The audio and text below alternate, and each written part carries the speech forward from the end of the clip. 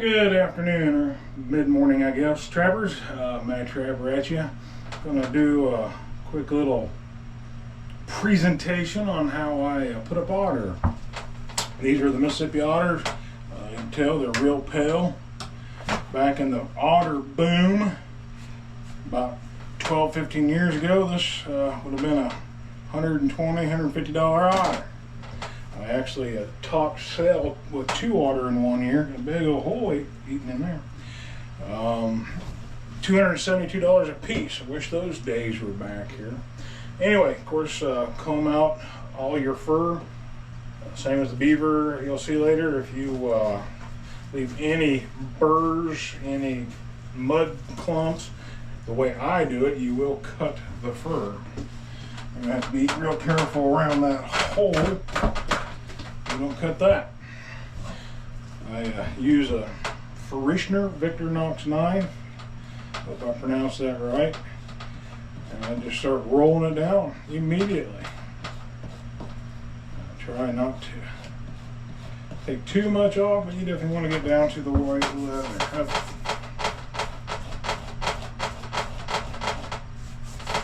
One thing about this method, you want to keep going straight, and you want to keep the hide taut.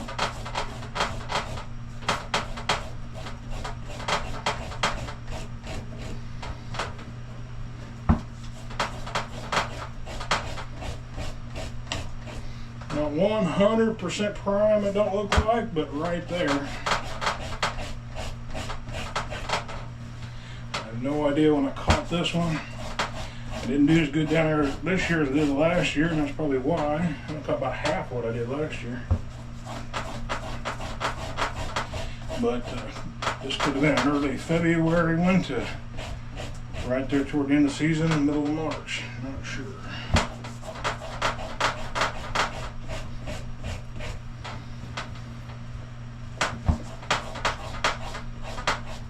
Okay, when I get down here to the tail, I always just cut this off, and I'll leave it till last. So there we are, our first streak right down the middle of the hide. Again, when you're doing this, very sharp knife, and you want to keep it at a slight angle. Get past this ear here, and I'll show you. You don't want it up. All I can do is, of course, cut the hide. You don't want it laying flat because it'll just eat no matter how sharp it is. Just right along the top. Just I don't know what that would be. Not even quite a 45. But the way I do it, I got my thumb here, and I pretty much let my thumb rest on the hide. That's my just touching off of it. I just bump it. Kind of my gauge.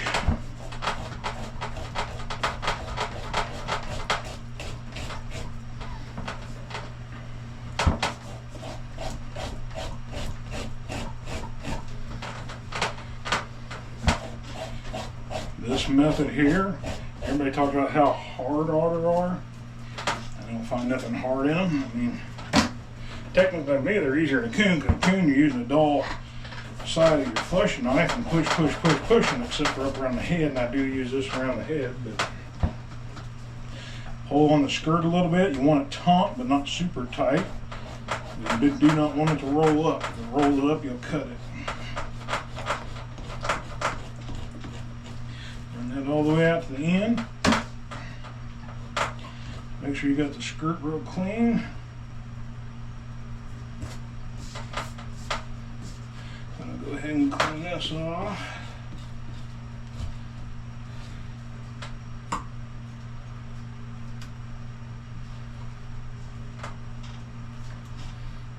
All right, here's one leg done. Cut that off the skirt.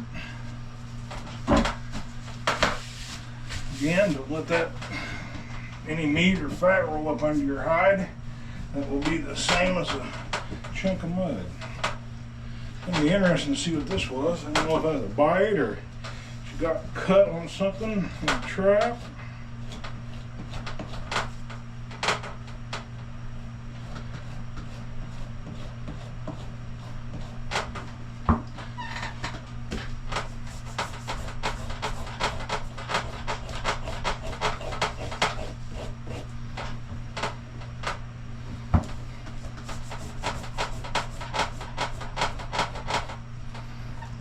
say, by the looks of it, she must have had something. It's all pink and red around there. It must have had something to do. She must have been one of my caught in a foothold and rubbed on something.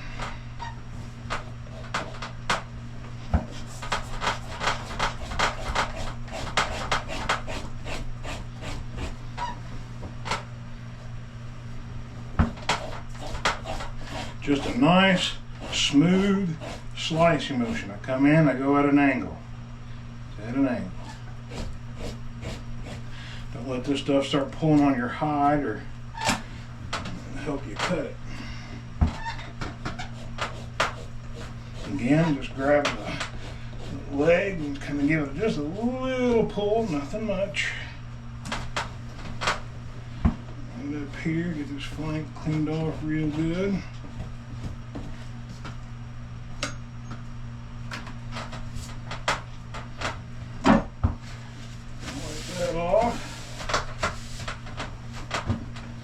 And the last part of the body,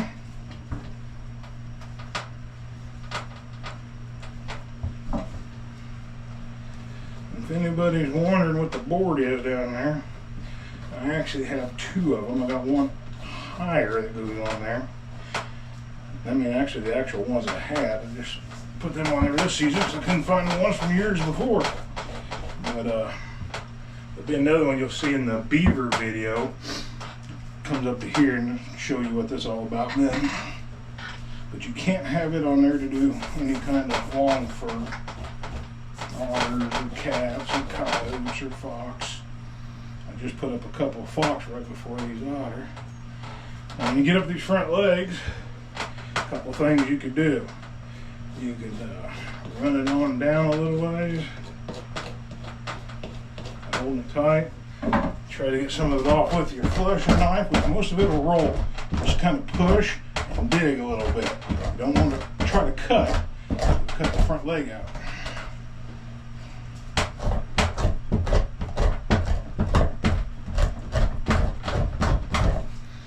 And get that all off there. And then if you got a little extra on the rim of it, just take your knife, go along, cut it off. Push it down over your board if you want. Go through here. Get it off of there.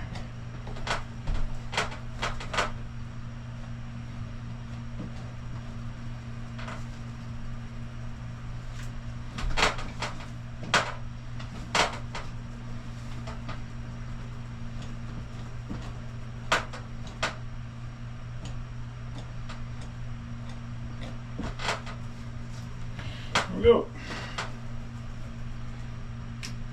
Now, this one, let's have a look here. The cut's going this way, so by pushing this way, pushing down, it should not open that hole up. Well, you don't hit that hole too much. I want to rub this edge a little bit.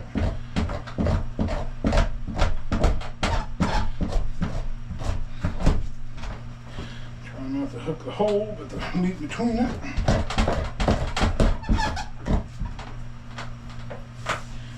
Here on the side a little bit more. That's all I'm going to do. I'll cut that little flap off. Knife the rest of it.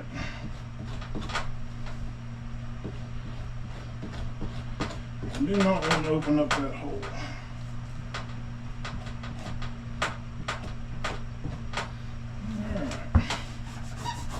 This on down.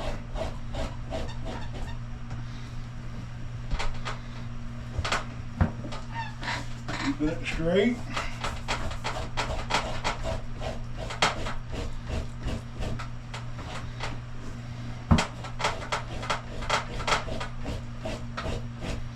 Now you'll see it's a female.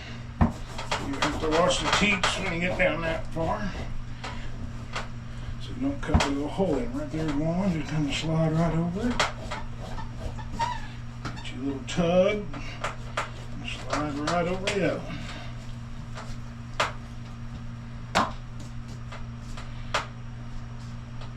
And get rid of that and leave it on there.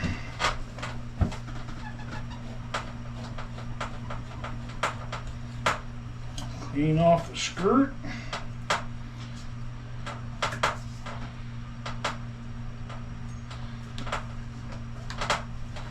Go back to the other side. Get rid of this. Little tug. Kind of watch where the teat is so you can slide over it without cutting it.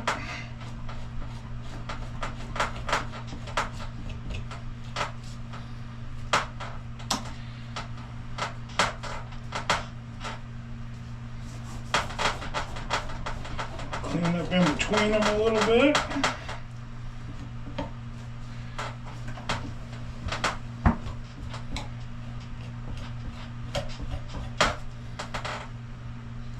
Screw it off. Clean my board off. I think the body's done. Don't look good with that hole there, but nothing we can do about that. Now the tail, a lot of guys find the tail being kind of tricky. Hopefully this will turn out. It's kind of crusty. None of the worst ones. But what I do first is they kind of got a V channel in here. So I try to kind of fillet it open. You can't push too hard, but of course you'll cut through. But just kind of go through there and scar the fat a little bit where it kind of comes open just a little bit. There it'll lay open and makes that tail lay flat. Now for whatever reason, maybe being left-handed, I don't have to do this side. And I've never really understood why. But, I think it's the way I use my knife. But, that was a little crusty there. I was just trying to cut the crust. I better go ahead and do it anyway. That crust is not wanting to cut. Once you get that, I kind of clean out the center a little bit. Make sure your tail stays on the flat. And if you have it centered and you're trying to work over here, you're going to be on my board. Your board may be different, but that's where it rolls off. I don't want that because I will cut it. Come back up here and just clean it out to the edge. Cut that edge off. And keep it going.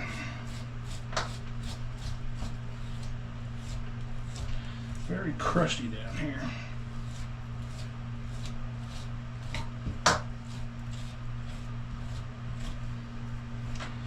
Back up here. Get this all the way cleaned off. Whoa. And we'll come back up here, get this side caught up.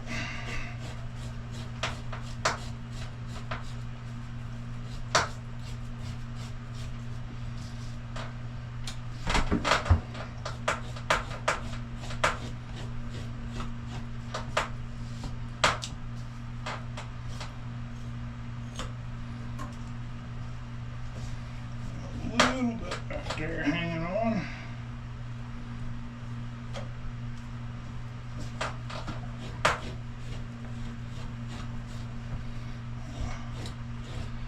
Yeah. A little crust on the corners here on the edge of it. Try to get that hooked. We can, we'll get it rolling, we can take that whole piece off the corner. There we go. Clean out the middle a little bit better. There we go. Move it on up. Just kind of careful down here where it gets narrow. For whatever reason, that's where I always, if I cut it, that's where I'm going to cut it. Especially if there's crust hanging on the side like it is. Piece off of there.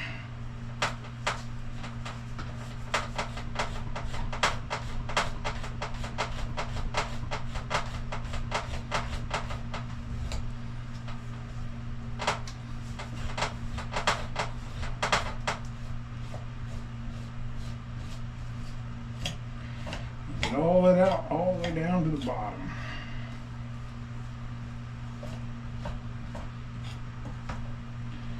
Again, we got all this crust up here.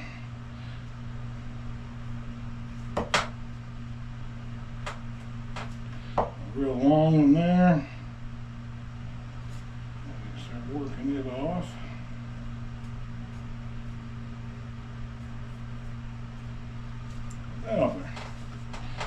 little bit left in there.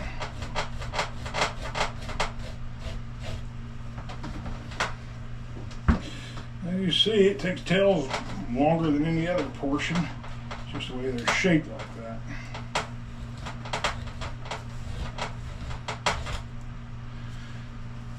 And if you can keep your split line when you're opening the tail, when you're skinning, going straight, a lot easier when you get to this part.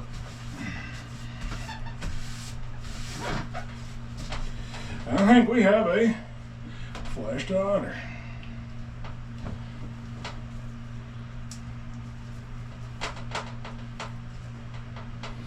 Alright, I'm going to go ahead and put him on a board, and I normally do it in that corner.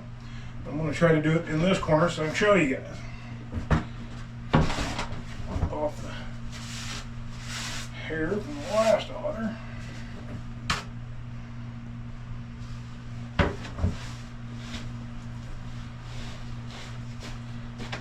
Get them centered on there good. I don't try to stretch them too much, I just give them a little thump.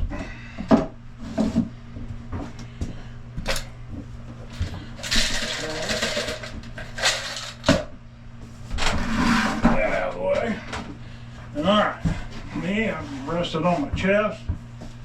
I give him a pull. Take the back of the back leg, and I put it on the back. The only pinning I do is on the back. Nothing on the front gets pinned.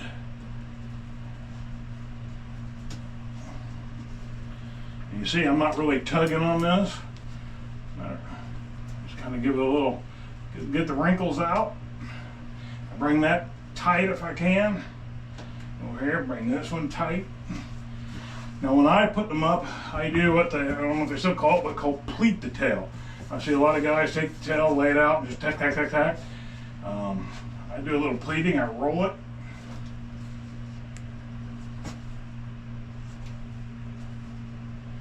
Usually get to that part, and then I can start rolling it a little bit. Come down here sharp edges, put my thumb, lift up.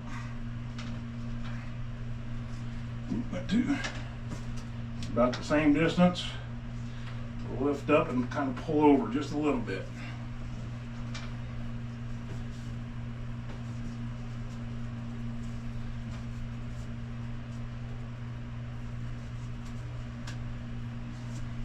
You see how them pleats are starting to get in the tail? Some people use a rod. You can put a rod. I got these rods I put in the bobcat front feet. You can actually use them to get yourself, go up, do each one up against a rod if you want. But yeah, you get the handle of it, doing it by hand if you decide to go this way.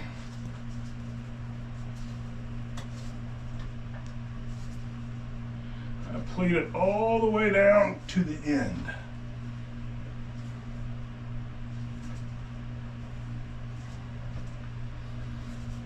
And I am hot and sweaty. Even the little tail piece I pull up. So it kind of looks like that right there. I don't know how that show up very good. At the bottom, you got this little odds and ends stuff hanging out there. Take my knife. I just cut that out of there. Don't need it. It's not good for anything. I think that looks a lot better having a nice wide opening there. Now these I don't sew much. As a matter of fact, I don't sew anything anymore. But I will tack this hole shut just in an attempt to kind of hide it. But you're not going to hide it. You can't hide a hole when you've got a leather animal out. You can just kind of make it look a little bit more appealing. I actually have a little metal rod, like a letter opener. I usually put the hair back, but with short hair, it's not too important. I don't like that flap right there, so we're going to get rid of that. And I moved it over here. I'm going to get rid of that. Like a nice round leg. This flap like this, that will roll over and rot.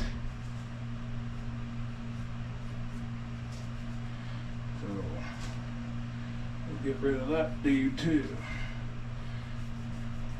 Now if you're cutting, you want to cut around the way your leg's going instead of cutting just straight down, because it'll leave a long cut. Roll with the leg. And them legs will stay open. Get the face back where it belongs, being in the corner. Then take a belly wedge, slide it up in there. I always take mine a little further. I go past with mine. One, I want to lean it against the wall. Keeps the nose off the wall. A lot of you'll see that nose won't dry if it's touching the wall, so that keeps off the wall. Plus, when I'm taking them out, if they get tight, I can take them, bang them against the wall till they're beat down, and get my belly wedge out easier. So anyway, that's what it looks like. Again, I don't scrape them. You can scrape and get all this loose stuff off. When I take them off, before I take them off, I wipe them down, and that stuff will all just fall right off. That's it. That's how I do an otter. I hope that helps you guys in some. I know a lot of guys have problems with the tails. Maybe that'll give a few pointers for the tails. But any other questions, anything you guys need to know, just leave me a comment, and I'll sure get back to you on it.